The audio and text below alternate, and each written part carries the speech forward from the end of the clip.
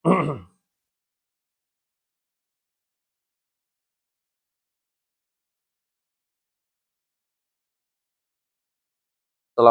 warahmatullahi wabarakatuh.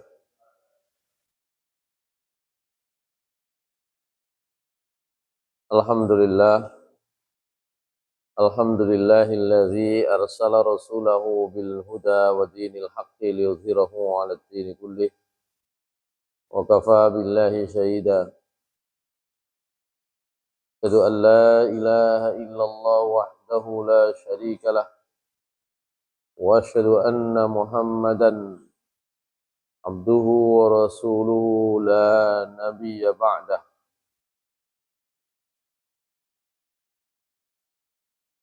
Allahumma salli wa sallim wa barik ala nabiyyina Muhammad wa ala alihi wa sahbihi wa mawalah.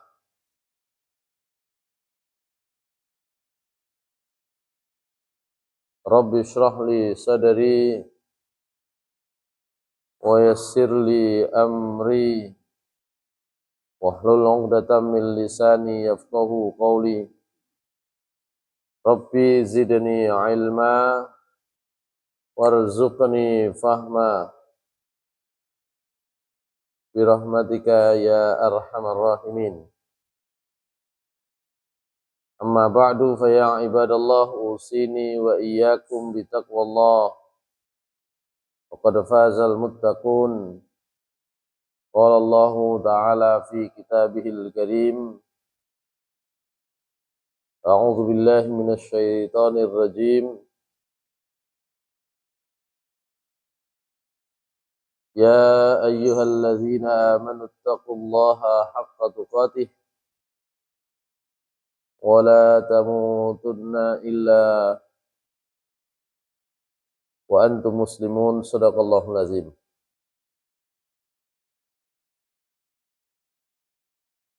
Hadirin jamaah salat maghrib kajian rutin di Mushola Darussalam yang mulia Allah Subhanahu wa taala. Pertama, marilah kita bersyukur kepada Allah Subhanahu wa taala atas karunia dan nikmat yang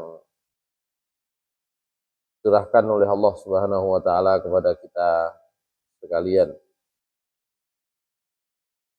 Salawat dan salam mudah-mudahan senantiasa tercurah kepada Nabi kita Nabi Muhammad sallallahu alaihi wasallam,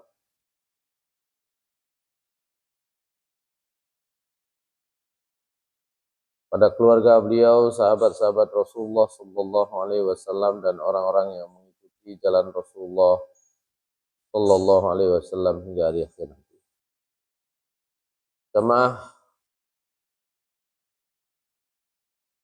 yang dimuliakan Allah Subhanahu wa taala, kita lanjutkan terakhir di ayat 45 dan 46 dari surat Al-Baqarah.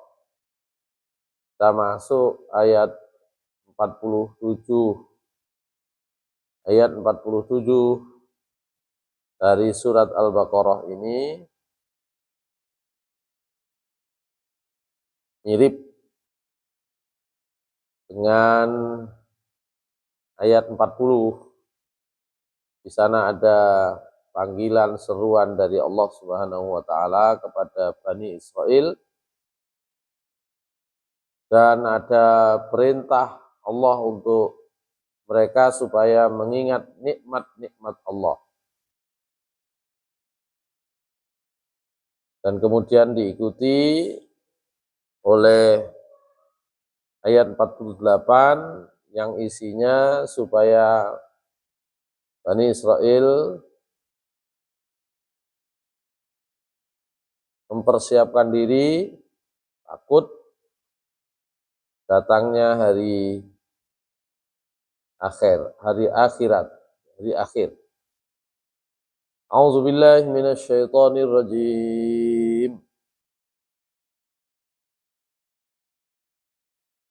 Ya Bani Israil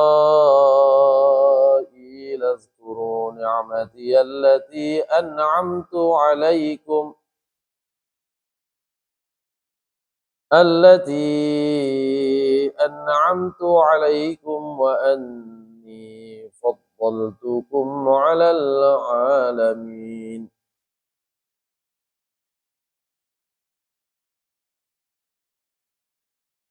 واتقوا يوما لا تجزي نفس عن نفس شيئا ولا يقبل منها شفاعة ولا يؤخذ منها عدل ولا هم ينصرون. وإذ نجيناكم من آل فرعون يسومونكم سوء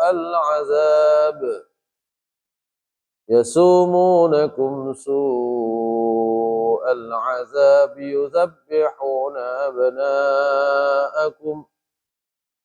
يذبحون أبناءكم ويستحيون نساءكم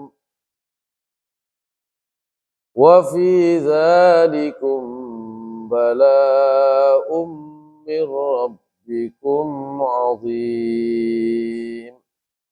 Sadaqallahu azim. Yang kita bahas barangkali 2 ayat saja, meskipun saya membacanya sampai ayat 49. Baik, terkait dengan ayat 47 nanti ada beberapa ayat yang isinya menjelaskan. Jadi kadang-kadang kita akan temui bahwa Al-Quran itu tafsirnya itu melalui ayat Al-Quran yang lain. Ya, kita terjemahkan dulu, ya Bani Israel. Ini sudah pernah kita bahas ya tentang Bani Israel. Wahai Bani Israel, wahai Bani Yakub. Sebagian ahli tafsir menyebutnya ini adalah seruan kepada Bani Israel yang ada di Madinah. Ya, pada masa Nabi Shallallahu Alaihi Wasallam. Karena sing dipanggil Bani Israel sing biyen kan mboten dereng enten Al-Qur'an, belum ada Al-Qur'an. Kalaupun itu maksudnya yang sekarang misalnya, apakah mereka mau membaca Al-Qur'an? Jadi yang paling pas ya Bani Israel di sini, mukhatabnya yang diajak bicara oleh Allah sebenarnya adalah Bani Israel yang ada di Madinah. Orang-orang Yahudi Madinah itu Bani Israel. Orang-orang Yahudi Madinah yang hidup sejaman dengan masa Nabi Shallallahu Alaihi Wasallam itu Bani Israel juga. Mereka lah yang menjadi mukhatab, yang diajak bicara oleh Allah melalui ayat semacam ini. Wahai Bani Israel, maksudnya wahai orang-orang Yahudi Madinah. Meskipun boleh saja dipakai lebih umum. Ya, bahkan kalau kita buka pesan utamanya, ya boleh juga itu mengingatkan kita sekalian. Wahai Bani Israel, uzkuru ni'mati. Kemarin sudah dibahas. Ingatlah kalian kepada nikmatku. Meskipun bentuknya itu mufrad, ya, tidak musanna, apalagi jamak. Mufrad itu bentuknya tunggal. Nikmat itu dalam bahasa Arab ya adalah kalimat yang bentuknya mufrad, tunggal. Nikmat ya nikmat. Cuma karena nikmat Allah Subhanahu wa taala itu begitu luas, tidak terbatas, meskipun dipakai dengan kata-kata tunggal, nikmat itu maknanya justru adalah banyak. Ingatlah kalian atas banyaknya nikmatku, begitu. Allati an'amtu alaikum, banyaknya nikmatku atas kalian, ya, banyaknya nikmatku yang sudah aku berikan kepada kalian. Wa anni faddaltukum 'alal 'alamin, dan ingatlah kepada nikmat-nikmatku di mana aku memberikan kalian keutamaan kelebihan atas al-alamin. Alamin ini jamak dari alam. Ya, boleh juga awalim, tapi al-alamin itu jamak dari alam. Dari banyak alam, dari banyak ya orang di alam semesta ini. Tinggal nanti di kalangan para ulama, apakah Bani Israel itu adalah umatnya yang paling diberikan kelebihan dibanding umat manusia yang lain pada saat itu, atau alamin di sini ya dulu ya sekarang. Pokoknya yang paling unggul itu Bani Israel. Yang paling banyak memperoleh kenikmatan itu Bani Israel. Masyaallah muslimin rahimakumullah. Di dalam surat-surat yang lain, ayat-ayat yang lain, Allah Subhanahu wa taala ternyata memberikan penjelasan apa itu nikmat Allah yang sudah diberikan kepada mereka, kepada Bani Israel. Yang pertama, dengan bisa lihat di surat Al-Maidah. Surah Al-Maidah ayat 20. Al-Maidah ayat 20.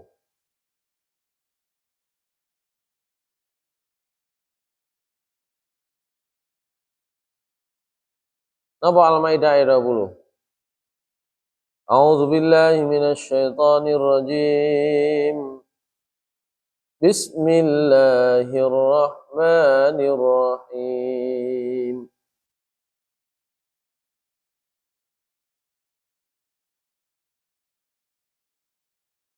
وَإِذْ قَالَ مُوسَى لِقَوْمِهِ يَا قَوْمِ اذْكُرُوا نِعْمَةَ اللَّهِ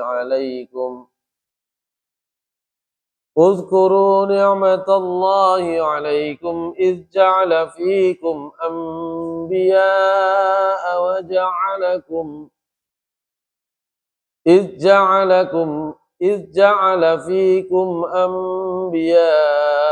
وَجَعَلَكُمْ مُلُوكًا وَآتَاكُمْ مَا لَمْ يُؤْتَ أَحَدًا مِنَ الْعَالَمِينَ. Apa artinya Al-Maidah ayat 40 ini? Dan ingatlah ketika Nabi Musa berkata kepada kaumnya, kepada Bani Israel. Apa yang dikatakan oleh Nabi Musa kepada Bani Israel? Nabi Musa mengatakan, wahai Bani Israel, ingatlah kalian, wahai kaumku, ingatlah kalian kepada nikmat Allah Subhanahu wa taala atas kalian semua. Nikmat apa itu? Nikmatnya adalah iz ja'ala fikum anbiya. Ingatlah saat Allah sudah memberikan kepada kalian kelebihan berupa dijadikannya nabi-nabi di antara kalian. Iz ja'ala fikum anbiya. Ketika Allah mengangkat, menjadikan nabi di antara kalian. Bukan hanya satu, tapi nabi-nabi. Ada banyak nabi. Wa ja'alakum muluka. Yang kedua adalah Allah menjadikan kalian itu juga bukan hanya nabi-nabi, tapi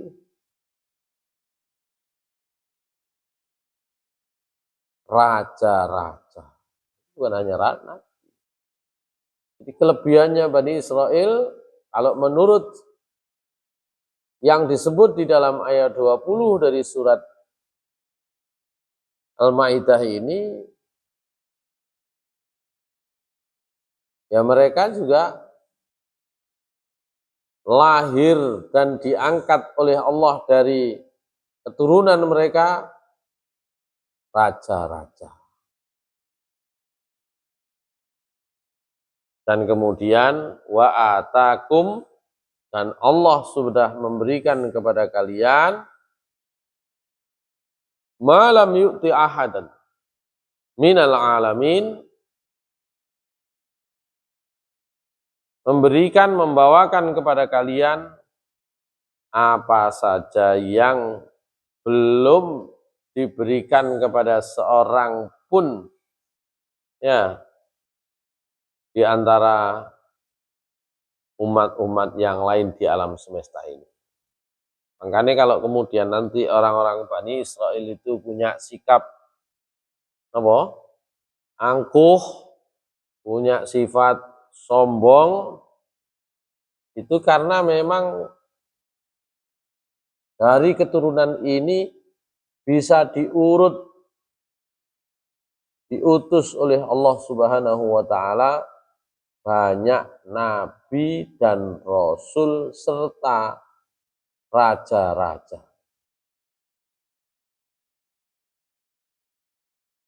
Meskipun nanti kata Malik atau kata Malik itu bentuk raja, bentuk jamaknya muluk, itu bisa memiliki makna yang berbeda. Nah, kalau di sini diartikan biasanya mulukan itu raja, tapi nanti dalam tafsir ya mulukan itu lebih dimaknai sebagai orang-orang merdeka. Tapi jamak dari Malik sebenarnya. Oleh karena itu di dalam tafsir surat Al-Maidah ayat 20 ini Ibnu Katsir itu menyebut ya ada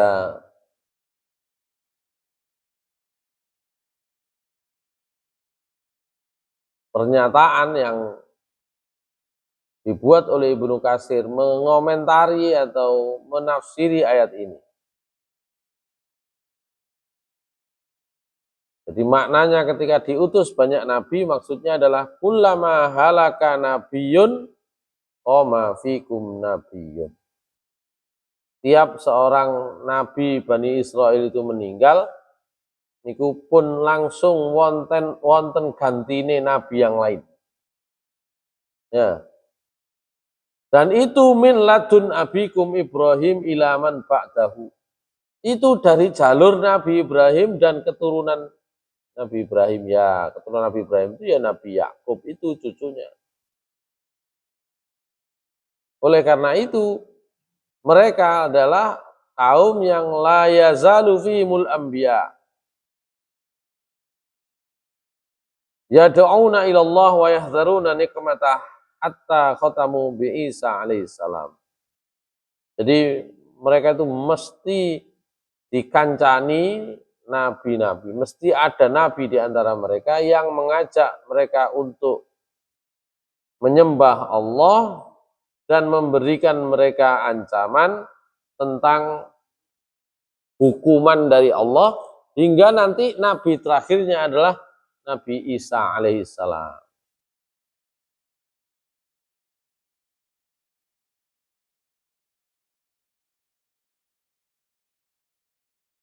Wa ja'alakum mulukan, Sementara mereka itu dijadikan mulukan. Kalau menurut sahabat Ibnu Abbas radhiyallahu anhuma, ja'alakum mulukan qala al-khatim wal mar'ah wal bait. Dalam riwayat yang lain, al-mar'ah wal khatim. Ya.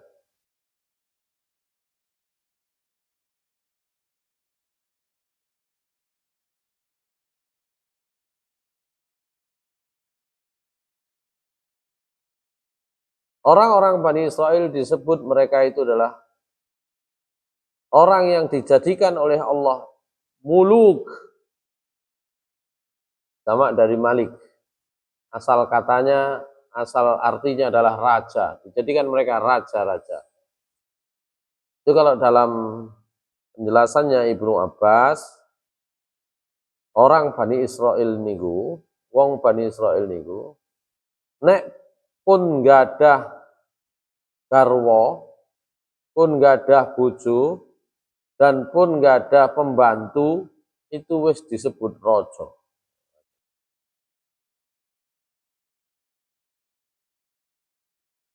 An Ibni Abbasin radhiyallahu anhu maqala kana ar-rajulu min Bani Israil idza kana lahu zaujah wal khatim wad-dar summiya malikan. Bani Israil itu kalau ada orang laki-laki Bani Israil, kalau sudah punya istri, punya pembantu, punya rumah, itu maka disebut malik.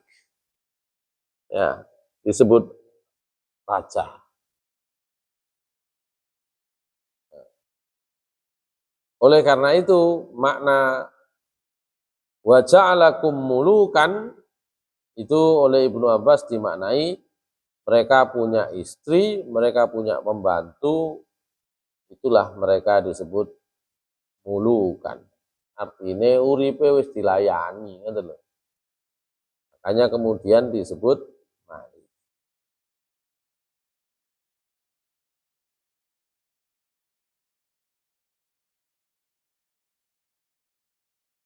Ada seorang sahabat Abdullah bin Amr bin As ditanya oleh seorang laki-laki. Alasna min fuqara'il muhajirin. Kita ini kan wong muhajirin sing fakir-fakir. Faqala Abdullah, maka Abdullah bin Amr bin As itu kemudian menjawab, alaka mura'atun ta'wi ilaiha? Qala na'am. Qala alaka maskanun taskunu? Qala na'am. Qala fa anta minal aghniya? Faqala inna li khadiman? Qala fa anta minal muluk. Wong takon kepada Abdullah bin Amr bin As.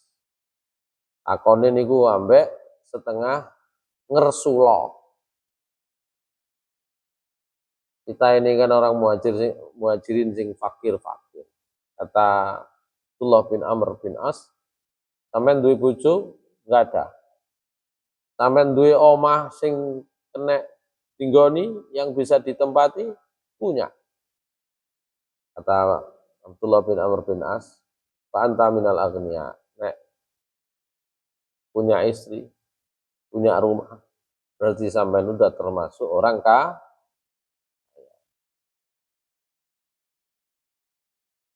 Zaman Nabi itu ada sahabat-sahabat yang disebut dengan Ahlus Suffah. Boten kadang griya.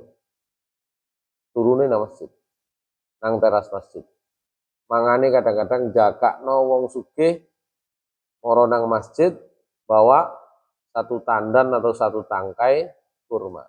Mangane teko kono, nek ana. Nek boten ana, poso. Makanya jenengan teng Surabaya, masjid-masjid lawas, termasuk Masjid Muhammadiyah yang di Penile, yang di kalau di Penile itu setahu saya bukan masjid ya, langgar atau musola. Kemudian di mana itu? Ngampel, ya dekat Jalan Sasak itu jalan apa namanya? Itu ada masjid panggung.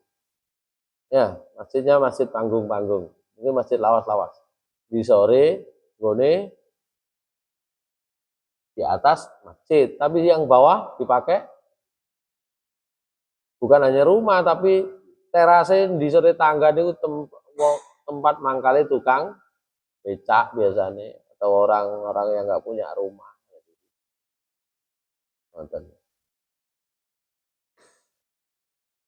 Saya pernah ke Jakarta tahun 1997. Ke Jakarta pertama tahun 1997. Kuliah semester ini. Semester 7. Ya, wayai bikin skripsi. Niat cari buku tapi sekaligus mau nonton bal-balan. Nah, tahun 97 itu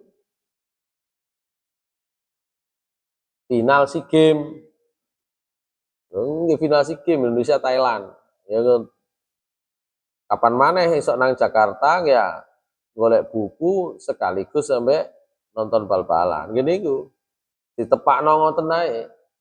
Ya, pamitan sangu koyoke cukup diparingi wong tua cukup koyoke nggo ambek fotokopi ambek napa-napa wis cukup kira-kira. Bahkan rupane koyoke luwe lebih kalau dihitung ekonomis untuk beli tiket kereta. Saya ingat tiket kereta waktu itu 13.000 dari Pasar Turi ke Pasar Senen. Karena kira-kira cukup, disangoni niku 1.000 tahun niku. Saya masih ingat. Iki nggo fotokopi ya kalau satu buku kira-kira 12.000. Tebel-tebel segini kira-kira satu buku 12.000. Nah, kira-kira nanti anggarannya untuk buku ya 30-40.000. Dan nonton niku ongkos 13.000 kali 2 26. Nah, bolak-balik. Kalau ongkos apa itu namanya? Bis mini apa namanya itu? Metro mini ya mungkin waktu itu kalau nggak salah kalau nggak 100 atau 200 perak gitu ya. Dan sudah punya nama ini apa? Nomor telepon teman pondok. Jadi kan sakit nginep nang kono kok diparingi mangan nang kono kan wis iso bayangno ngono ae jenenge mahasiswa ya. Pemane alumni pondok. Akhirnya saya ngajak teman. Nggak punya sanggup belas, wis gak apa-apa iki pokoknya sanggup. Itu ya. Nah, ya hari pertama itu ya pas hari finalnya itu ya. Hari pertama sampai pagi terus apa namanya? Mampir ke rumah temen, titip barang, habis itu nonton bola gitu.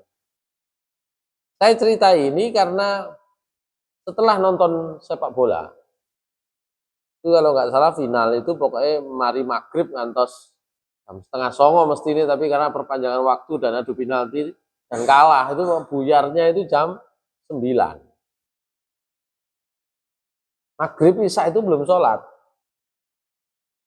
Buyar itu satu stadion insya Allah kalau nggak salah ingat saya itu jumlah penontonnya ya sekitar 120.000 dulu masih boleh. Terus saat ini kan rotok dikurangi karena ada bangku-bangku kan gitu ya. Kalau dulu kan nggak pakai bangku. Ekonomi itu ya pokoknya itu ya nah, gitu. Los gitu. Karena baru pertama ke Jakarta, paginya datang langsung naik metro mini, tahunya ya land itu gitu kan. Malam itu cari telepon itu susah, yang jelas pulang dari situ nggak tahu naik apa, gitu kan? Kamu nggak tahu, wong semuanya itu penuh, semuanya penuh dan landnya bingung pokoknya. Metro mininya bingung naik yang mana, karena lapar makan dulu sebentar, habis itu cari tempat sholat.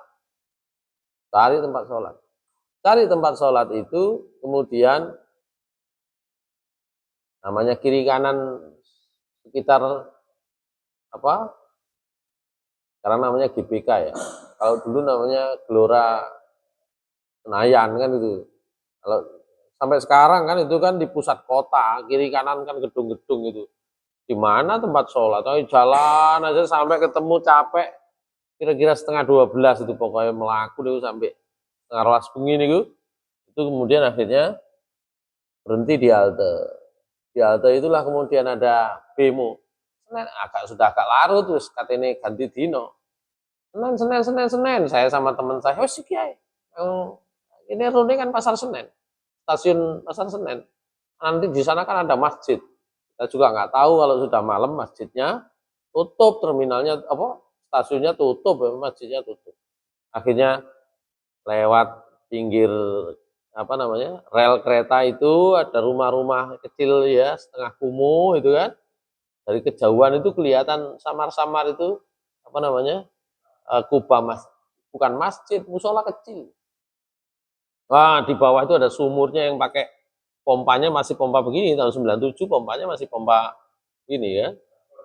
Sudah sholat di situ, wudhu di situ, tidur di situ. Ternyata musola itu di lantai 2. Ya, di bawah itu ya parkirannya orang becak dan macam-macam. Yang di atas itu tempat orang tidur itu. Ya orang nggak punya rumah. Nggak punya rumah, mereka tidurnya di situ. Jadi kita ternyata kayak koncone kan gitu ya. Nah, itulah fungsi masjid di antaranya. Pada masa Nabi ternyata ya sekarang sebagiannya berlaku begitu kecuali di beberapa masjid. Mari sholat isya dikuancing bila perlu dipateni kabeh kan gitu ya. Ya apa kok barang macam-macam gitu ya. Tapi dulu pada masa Nabi itu ada namanya apa namanya ahlus suffah itu, yang tidak punya rumah. Jadi biasa tidak punya rumah. Karena itu ketika ada sahabat kok ngeluh, kita ini fakir, oh kamu punya istri, punya rumah, ya punya, oh sampean wong sugih. Loh kula niki nggih ada pembantu. Oh berarti sampean tuh termasuk adalah muluk, anta minal muluk. Ya sampean itu termasuk raja. Nah, gitu ya. Itu makna wa ja'alakum muluka. Dan Allah sudah menjadikan kalian raja-raja, maksudnya adalah urip menus jangkep.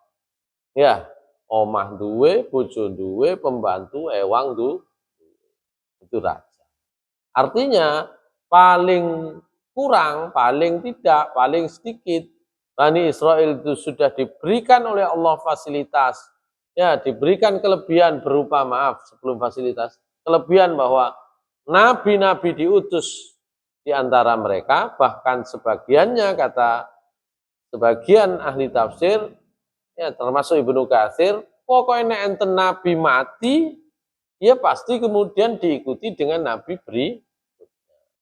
Makanya ketika ada kisah misalnya, Nabi Musa itu kan yang diceritakan yang sejaman dengan Nabi Musa banyak. Ada nabi asisten namanya Nabi Harun. Ya kan? Kemudian nanti gurunya Nabi Isa, ya itu Nabi Khidir. Yang diajak Nabi Isa itu adalah Nabi kader. Ini kader ya, yang diajak nyari Nabi Khidir itu kan disebutkan cantriknya Nabi Musa. Sebagian para ulama menyebut setelah Nabi Musa wafat, maka yang menjadi nabi di antara mereka ya cantriknya itu. Dia adalah Nabi Joshua, Yusha bin Nun, Yosua. Nah ini tadi Joshua, gitu kan? Kalau bahasa Arabnya Yusha, Nabi Yusha, maaf, Nabi Yusha. Gitu. Jadi Bani Israel itu diberikan oleh Allah kelebihan, dijadikan di antara keturunan mereka adalah nabi-nabi, bahkan oleh Ibnu Katsir disebut setiap seorang nabi yang diutus Allah di antara mereka meninggal, selalu ada nabi yang lain. Ya. Nah, dijadikan mereka adalah raja-raja. Dan makna mulukan di situ bukan raja sesungguhnya, tapi orang yang sudah memiliki apa ya kehidupan yang mapan. Itu tidak hanya Ibnu Abbas, ya para tabiin, para ahli tafsir di kalangan tabiin juga sama. Abu Sa'id Al-Khudri radhiyallahu an juga menceritakan Rasulullah SAW bersabda, "Kana Banu Israil idza kana li ahadim khatimun wa dabatun wa imra'atun kutiba malikan." Bani Israel itu kalau sudah punya pembantu, punya istri, punya kendaraan, maka mereka disebut dengan malik, dengan raja. Atau dalam riwayat yang lain, sahabat Zaid bin Aslam juga sama. Jadi ada banyak riwayat, bukan hanya satu sahabat.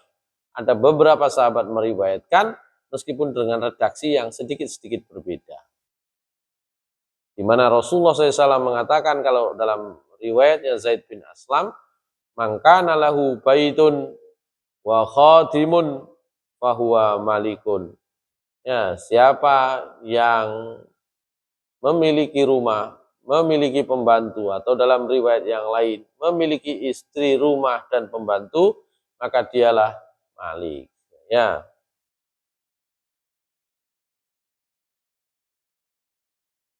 Itulah makna wa ja'alakum muluka.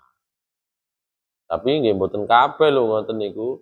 Bani Israil itu dijadikan oleh Allah memiliki kehidupan yang baik, yang mapan.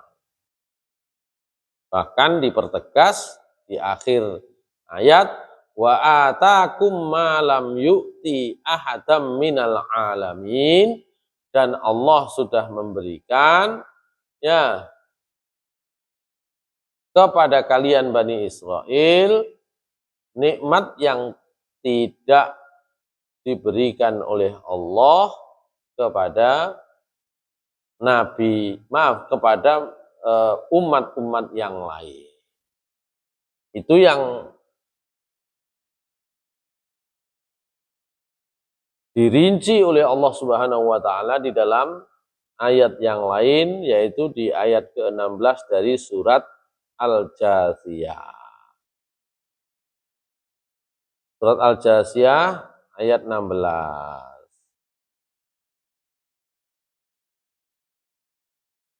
وَلَقَدْ آتَيْنَا بَنِي إِسْرَائِيلَ الْكِتَابَ وَالْحُكْمَ وَالنُّبُوَّةَ وَرَزَقْنَاهُمْ مِنَ الطَّيِّبَاتِ وَفَضَّلْنَاهُمْ عَلَى الْعَالَمِينَ. Dan sungguh benar-benar kami sudah memberikan kepada Bani Israel Alkitab, wal hukma, dan hukum, wan nubuwah, dan kenabian, nubuat. Oleh karena itu kalau Bani Israel itu ngeklaim bahwa kenabian itu haknya mereka, ya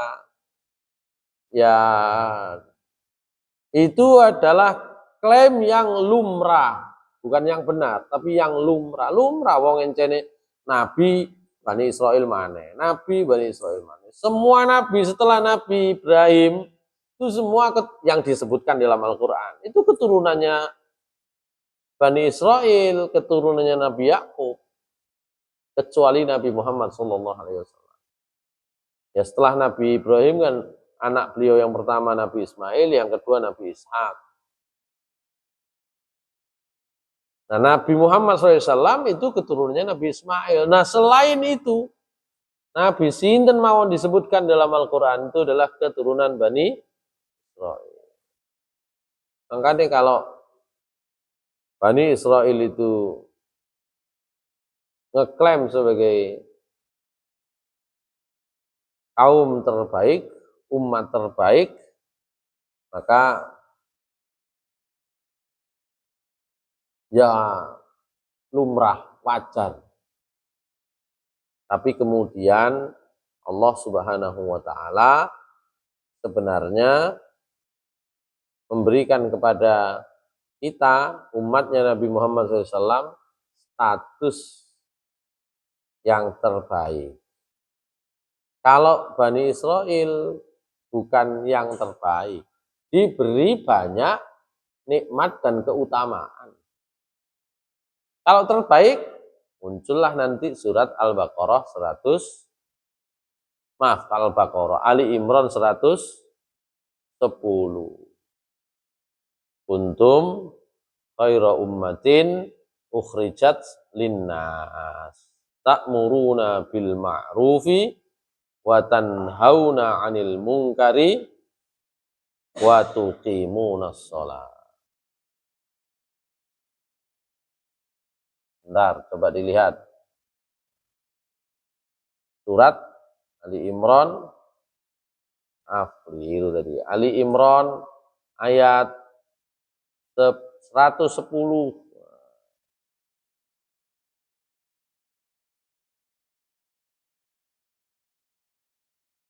Mestine wa tu'minuna billah, bukan wa tuqimunas shalah ya.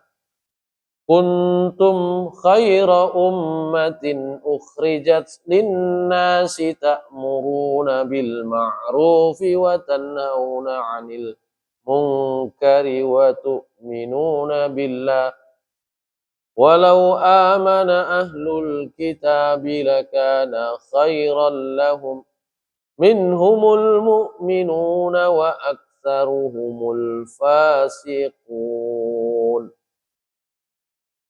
Jadi yang disebut khairu ummah itulah umatnya Nabi Muhammad SAW. Kalau Bani Israel adalah kaum yang diberikan banyak nikmat dan kelebihan keutamaan. Tapi yang terbaik umatnya Nabi Muhammad SAW. Kalau kita banding-bandingkan, maka ya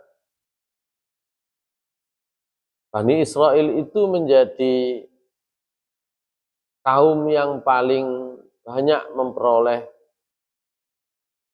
nikmat dan fadilah keutamaan dari Allah Subhanahu wa taala sebagai satu apa nggih? Satu kaum. Satu kaum niku satu napa nggih? Satu bangsa. Nek dihitung berdasarkan ras atau bangsa, sampeyan doleki. Enten Jawa, enten Madura, enten Sunda, ya ada Bugis, mungkin di luar nanti ada macam-macam. Kalau dilihat dari rasnya, bangsanya, maka memang Bani Israel itu adalah ras bangsa yang tidak ada bandingannya kalau dihitung keutamaan atau kelebihan yang diberikan kepada mereka. Ya, nggak ada bandingannya. Sebagai ras bangsa, ya, apa, ya, keluarga lah, itu kan turunan keluarga kan gitu ya. Tapi kalau sebagai sebuah komunitas umat, makanya kalau umatnya apa namanya, sebelum Nabi Muhammad SAW itu apa namanya, sasarannya disebut kaum, tidak disebut umat. Tapi setelah Nabi Muhammad SAW disebut umat. Kalau umat itu lintas ras, lintas bangsa. Bani Israel nih, Bani Israel noleh liyane yo nggak ada nabi yang disebut oleh Allah. Sebenarnya ada nabi, surat An-Nahl ayat 36, walaqad ba'atsna fi kulli ummatin rasulan an i'budullaha wajtanibut taghut. Sakjane setiap kaum, ya, setiap umat itu sudah pernah diutus nabi atau rasul. Misinya sama. Cuma kan mboten kabeh ya diceritakan oleh Allah. Tapi khusus Bani Israel ini memang isine nabi. Karena itu sebagai sebuah bangsa, sebagai sebuah kaum, itu adalah kaum yang diberi oleh Allah banyak keutamaan. Tapi kalau sebagai sebuah umat lintas bangsa, lintas ras, maka umat terbaiknya adalah umat Nabi Muhammad SAW. Surah Ali Imran 110. Kuntum khaira ummatin ukhrijat lin-nasi ta'muruna bil ma'ruf wa tanhauna 'anil munkari wa tu'minuna billah. Nah, karena itu kriterianya juga beda. Kalau Bani Israel kelebihannya adalah mereka wong sing mapan-mapan uripe. Mereka adalah mulukan tadi kan, mapan kan uripe kan. Mereka adalah kelompok ras bangsa yang diutus banyak nabi di antara mereka. Tapi kalau umatnya Nabi Muhammad SAW lintas ras, lintas bangsa. Dan orang sekarang itu sudah tidak memandang asal usul ras sebagai ukuran kebaikan dan kesuksesan. Wong Jawa saged sukses saged. Ya, wong Madura saged sukses saged, Madura niku nguasai. Nang Malaysia yang nguasai, nang Arab yang nguasai. Menguasai pokoknya. Wah, itu kan. Dan itu nggak perlu disebut. Tapi mereka bisa seperti itu adalah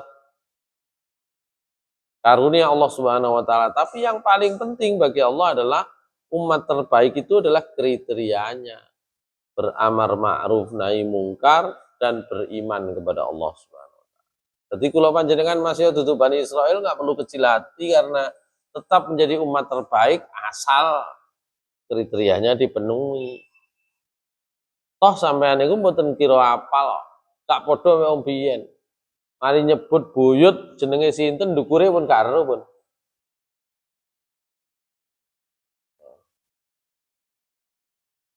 Anak kita juga begitu.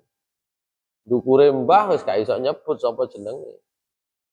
Nah, karena apa? Karena orang itu sekarang yang penting adalah kualitas individu masing-masing dan kemudian dalam sebuah masyarakat. Kalau zamannya Nabi sebelum Nabi Muhammad SAW, ya semua itu dilokalisir menurut wilayah. Nek wilayah iki Bani Israel, wilayah ini Kipti. Wilayah Kipti itu penduduk asli Mesir itu Kipti. Fir'aun itu Kipti. Bersaingnya antar kelompok bangsa. Saat niki mboten. Meskipun seringkali kita karena terikat dalam satu ikatan kebangsaan bangsa Indonesia, kita masih sering bicara tentang nasionalisme sempit berdasarkan wilayah. Tapi orang lain sudah meninggalkan itu. Orang negara maju itu sudah meninggalkan kesatuan yang sempit itu.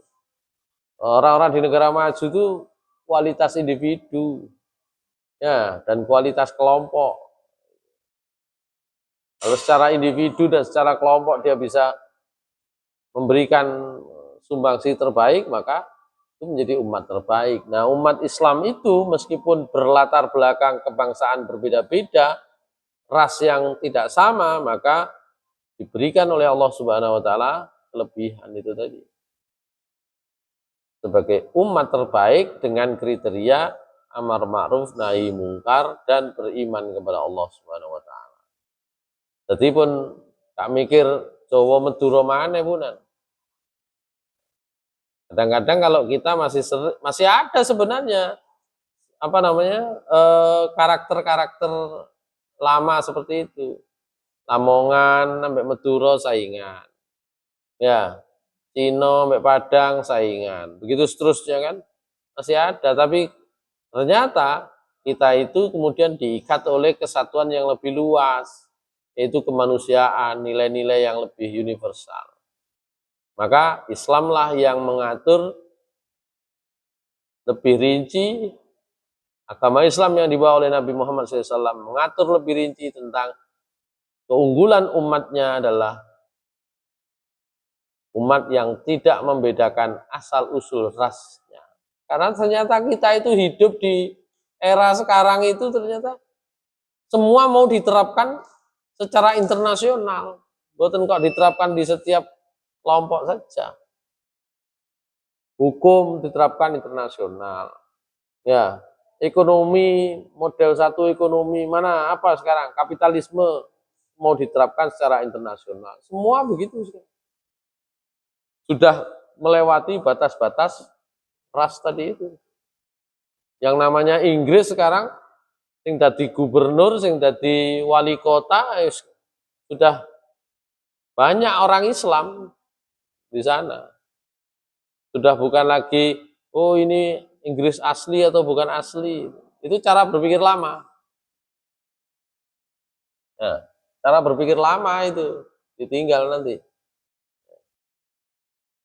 Dan Islam arahnya itu ke sana, bahwa Allah Subhanahu wa taala menciptakan kalian wahai manusia, laki-laki dan perempuan, semua derajatnya sama. Oh, ternyata itu rahasianya. Kalau dulu kehidupan ditentukan oleh keluarga siapa yang kuat, dia yang akan menguasai wilayah itu. Sekarang boten. Sekarang itu pada itu tadi, nilai bersama. Dan itu yang menjadi ukuran kebaikan. Maka ketika Allah mengatakan kuntum khaira ummatin ukhrijat linnas, maka yang diambil adalah kriterianya, bukan modalnya. Kriterianya adalah amar ma'ruf nahi mungkar, beriman kepada Allah. Kalau Bani Israel sing nggawa modal sing diwarisi biyen. Jadi warisan. Warisannya apa? Aku duwe akeh nabi dan sebagainya. Meskipun hidup kita sekarang itu masih banyak yang menggunakan itu. Ya, bapaknya dadi apa ya anaknya ya niku kan gitu ya. Jadikan ini ya, dijadikan dasar kan gitu ya. Kan gitu. Pemane nang politik ya. Bapaknya dadi presiden ya anaknya kudu dadi. Paling titik ya wakil presiden kan. Itu kan sebenarnya cara berpikir itu kan cara berpikir model lama yang harusnya sudah ditinggal. Tapi karena kita juga belum maju-maju, tak maju-maju, ya, tak teman-teman maju kan ini ya, sik maju-majuan gitu kan, ya akhirnya ya begitu itu. Maju temenan gak ngono. Kita tuh tahunnya maju, tapi pikirannya sih awas kan gitu ya. Saya kira demikian ayat 47. Ya memang banyak pembicaraan tentang ya apa tadi uzkuru ni'matallahi alaikum nikmati allati an'amtu alaikum wa anni faddaltukum alal alamin, itu banyak pembahasannya. Sementara seperti itu yang kita bahas jadi pelajaran. Bani Israel sebagai sebuah kaum memang diberikan banyak kelebihan oleh Allah, di antaranya diutus mereka, di antara mereka nabi-nabi itu dari keturunan Bani Israel, juga kemudian diberikan kehidupan yang mapan, menjadi raja dalam tanda petik, ya, punya rumah, punya pembantu, punya istri, punya kendaraan, dan juga diberikan oleh Allah apa tadi itu al-hukmah, an-nubuwah, dan rizki-rizki yang baik-baik. Aku qouli hadza wa astaghfirullah li wa lakum innahu ghafurur rahim. Subhanakallahumma bihamdika asyhadu an la ilaha illa anta astaghfiruka wa atubu ilaik. Assalamualaikum warahmatullahi wabarakatuh.